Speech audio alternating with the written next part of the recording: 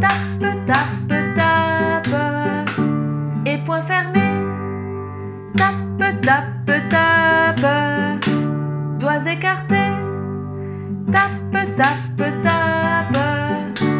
Et doigts croisés. Tape, tape, tape. Pouce levé. Tape, tape, tape. Et main cachée.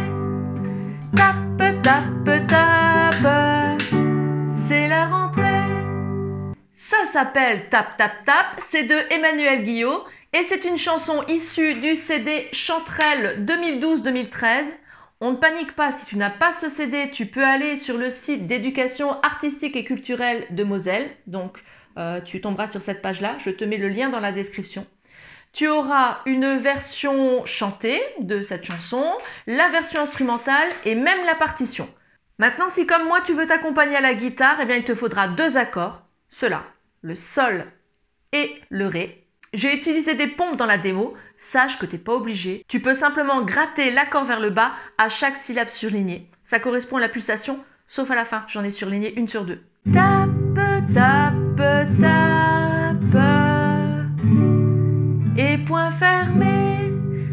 Ça te permet de bien positionner tes accords sur le manche. Quand tu maîtriseras ça, tu le feras plus vite. Tape, tape, tape.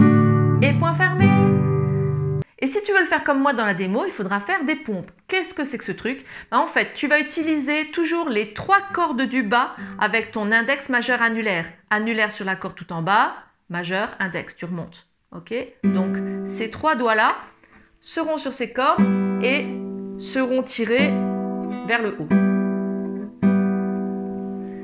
Le pouce va te servir pour la basse. Pour le sol, la première corde jouée est celle qui est tout en haut. Donc tu vas l'utiliser comme basse. Pouce vers le bas, les 3 autres vers le haut. Tu alternes. Chaque syllabe surlignée, c'est le moment où tu vas gratter le pouce. Tape, tape, tape. Et point fermé. Pour l'accord de Ré et le dernier accord de Sol, j'ai joué les 4 cordes en même temps. Je me replace sur Ré. J'utilise donc majeur, annulaire, index et pouce sur la 4e corde, celle qui est juste au-dessus de ton index. Et je tire les 4 cordes en même temps. Et pareil pour le dernier Sol. Maintenant, pour faire très exactement comme dans la démo, tu peux alterner ta basse avec le pouce. Au lieu de faire toujours la même, 1, 2, 3, 4, tu vas faire 1, 2, 3, 4. Qu'est-ce que j'ai fait? J'ai tout simplement utilisé le pouce d'abord sur la corde tout en haut et la deuxième fois sur la corde juste en dessous. Puis encore la corde tout en haut, puis encore la corde juste en dessous. Donc 6e corde, 5e corde, 6e corde, 5e corde. Par contre, le schéma reste le même. Chaque syllabe surlignée, c'est le pouce. Très lentement. Tape, tape, tape. Et point fermé. Voilà, c'est une chanson toute simple qui, j'en suis sûre, va beaucoup plaire à mes élèves. Je pense qu'on va y associer toute la palette des émotions avec les poings serrés de colère, avec les pouces en l'air de satisfaction.